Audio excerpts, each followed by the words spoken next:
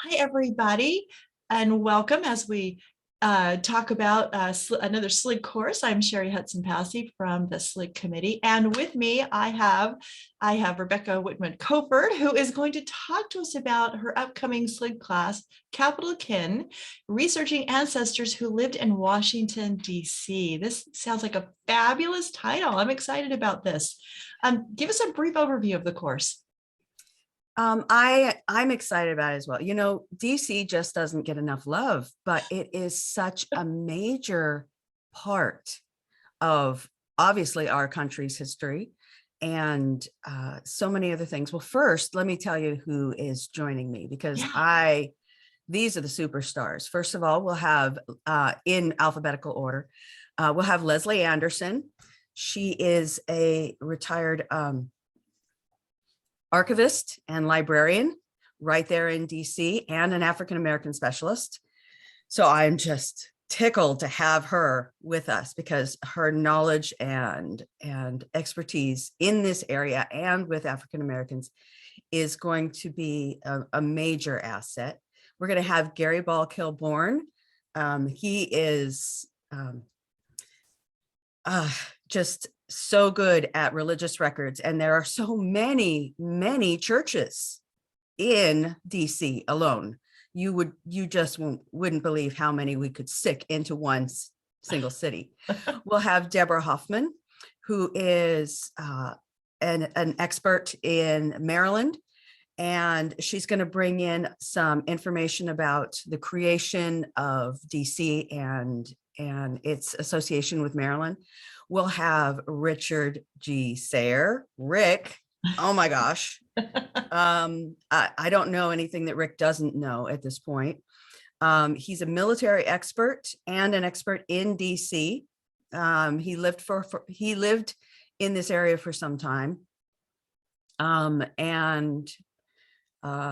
He just, gosh, he's going to talk to us a lot about the law and how it affected this area and the area's people. And we'll also have Michael Strauss, who's going to come in and talk to us about the War of 1812, which was an absolute pivotal moment in the country that people just don't realize. Oh man, you've got a dream team. I do. I was very fortunate. And I love working with each of these people, because, you know, Washington, D.C. was formed in about 1791. And it was formed from parts of Maryland and from Virginia.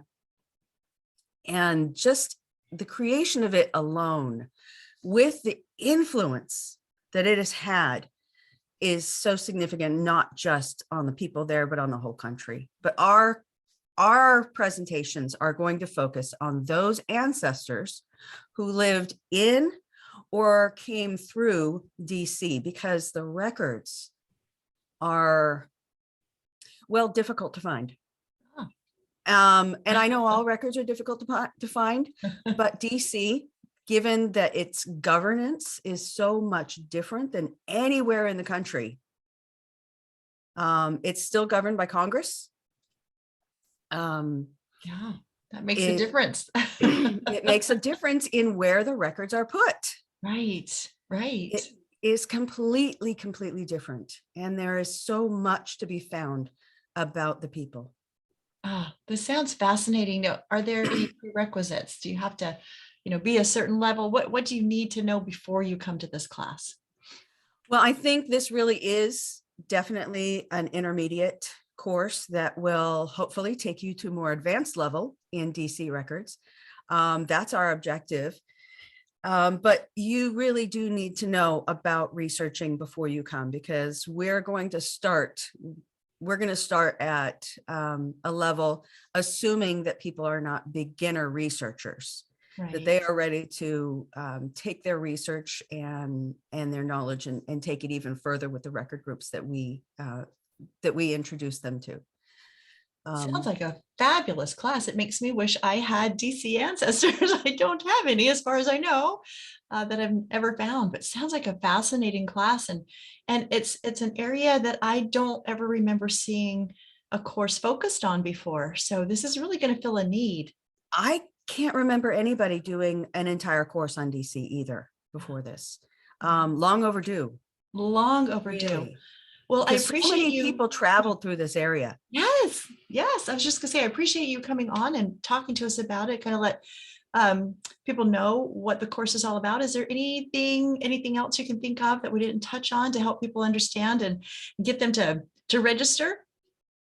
Well, we're going to talk a lot about not just methodology, but the records as well. So, or maybe I should say that in the other way, that we're not going to just talk about the records, but methods and organization. In fact, that's the first thing we're going to talk about is organization, because you really have to have an organized an idea of how to get organized before you attack these records.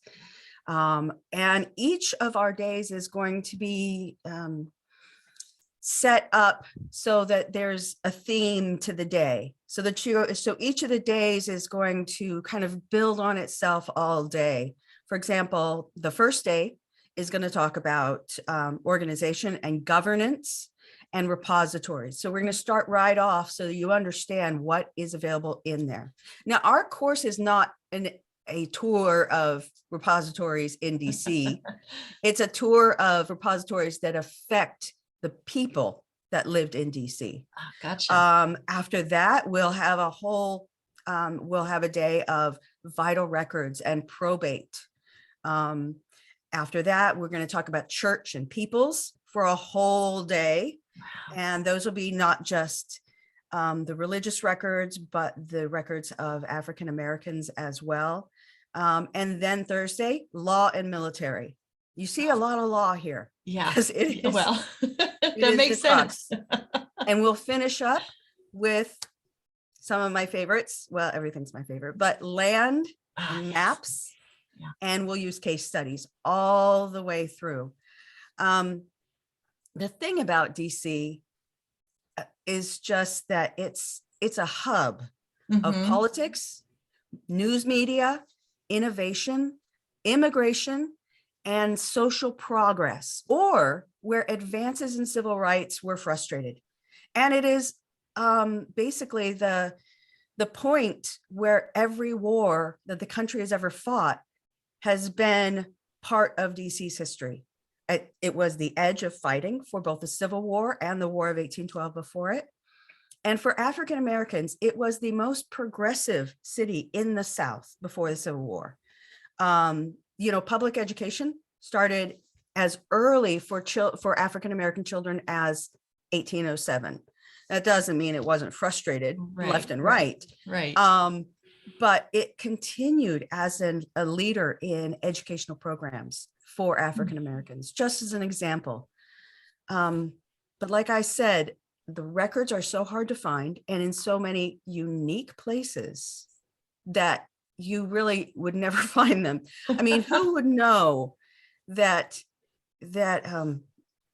records for children who are apprenticed are at the National Archives instead of the DC city?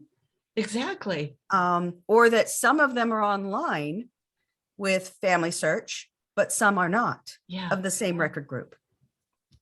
Fabulous sounding course. Like I said, I wish I had ancestors who lived in DC. But this is a wonderful course for those who do. Like you said, for people who have ancestors from the DC area, those that moved through it, and just people who are looking to build their research skills as a professional genealogist and learn about different places around the country. So really, this course is for everybody. It sounds so exciting. We're going to have homework every night. It's not required, but it certainly will take the researcher further. Sure. As experience, we're going to have experiential.